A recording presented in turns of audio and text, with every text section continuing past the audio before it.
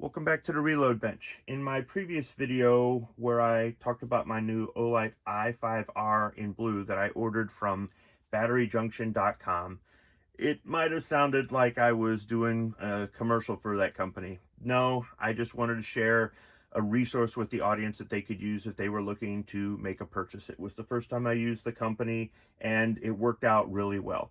I also tried to explain why I keep some spare parts for the flashlight.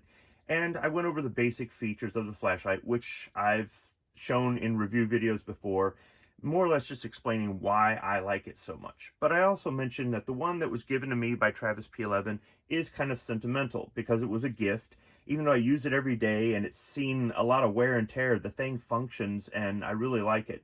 And I really just didn't want to take a chance on losing it. I know at some point it could eventually happen, or the flashlight will finally break and that'll be that. But I decided really to not just to purchase it to have a backup and to have one in a different color, but also because I was taking a trip and I thought, if this thing gets seized by the TSA for some odd reason, or it gets lost by the airline or something like that, I'm going to be a little bit upset that I lost this sentimental item.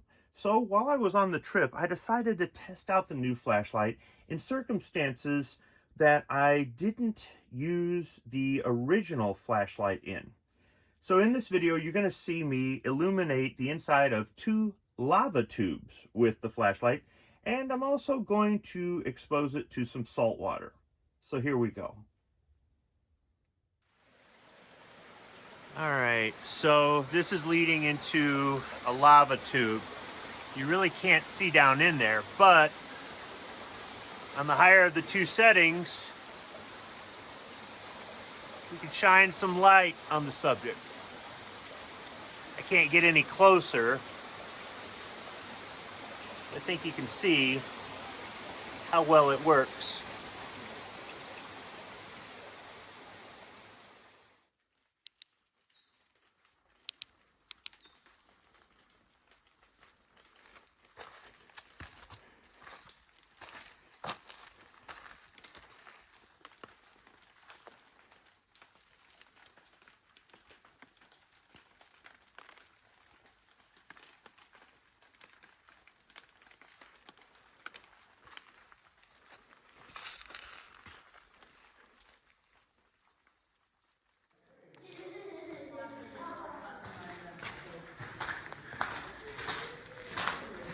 The lava tube's lit up with some of these lights. So let's see how much better that makes it.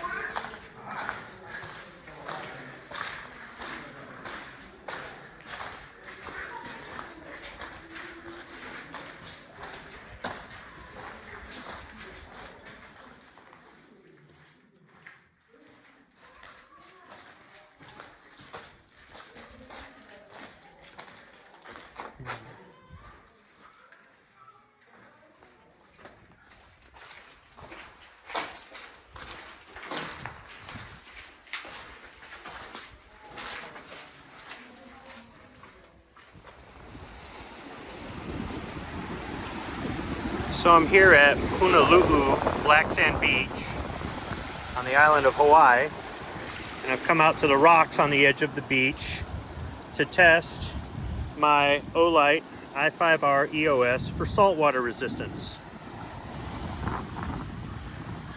So I'll go ahead and turn it on in low mode and dunk it in water. You can see it's underwater, still shining. I'll go ahead and change it to high mode. It's doing good. And the waves are coming in, so I don't want it to get swept out. But I'll set it here in the rocks for a few minutes and come back.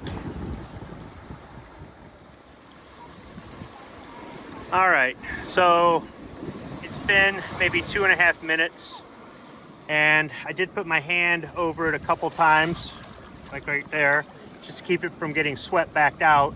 So it got pushed down into the sand a little bit, but you can see it still works. I'll go ahead and dunk it again. There's low mode, and there's high mode. So I'd say it's fairly saltwater resistant. If only my iPhone was that way. In that area, those rocks are very slippery and dangerous. Please take caution. If possible, avoid at all costs walking on the rocky shoreline. Keep your feet on the sand where it's safe. Aloha, stay safe.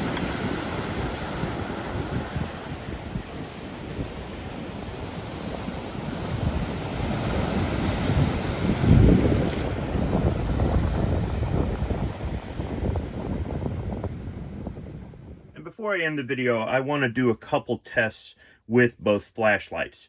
You see, it's been 5 days since I submerged the new flashlight in the salt water, and I haven't turned it on since. I did put it in my carry-on, so I didn't have to worry about taking it off my pocket.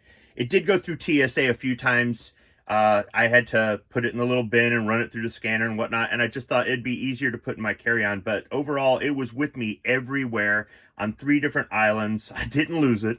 It wasn't seized, and it performed well. But it hasn't been turned on in 5 days. So let's just see if the flashlight turns on. There it is in low. There it is in high. So 5 days later, it still works. The salt water didn't get in there. But also, my original OLight has been setting at home for 2 weeks. It got a full charge right before I left. So it's been sitting in the house. The heat's been on, so it hasn't been exposed to cold weather or anything else like this. Whereas this flashlight's been in cold weather, hot weather, humidity. It's just been in all kinds of different things. So let's just see after setting for 2 weeks with a full charge if it turns on. There's low mode. There's high mode. And one last test. The same thing with the spare battery. I charged this right before I left. I put it in a plastic box in my checked bag. You can take a lithium battery in your checked bag. If you look at the TSA regulations, these rechargeable batteries aren't prohibited. They will say that, you know, your lithium battery for your laptop can catch fire in a pressurized airplane cabin. I don't get that, but yet they let people bring laptops on and carry them in the plane. Some of the stuff they say really doesn't make a lot of sense, and I'm not professing to be an expert, but I went online, I checked. I actually carried a few different batteries in my bag, in my checked bag, and it wasn't an issue. So this one was fully charged, and it was never used for 2 weeks. It's been exposed to however cold it was inside the cargo compartment in the belly of the plane, as well as some heat and humidity on the islands. So I'm going to go ahead and put it in the new flashlight and just see if it was able to hold a charge for 2 weeks. So we'll go ahead and take that battery out, slide this battery in, and there it is in low mode, there it is in high mode.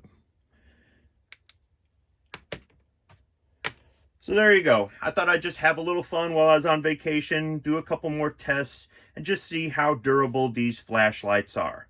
I'll include a link to batteryyunction.com and OLight in the description section below, as well as the TSA regulations as far as carrying lithium rechargeable batteries in your checked bag. Thanks for watching.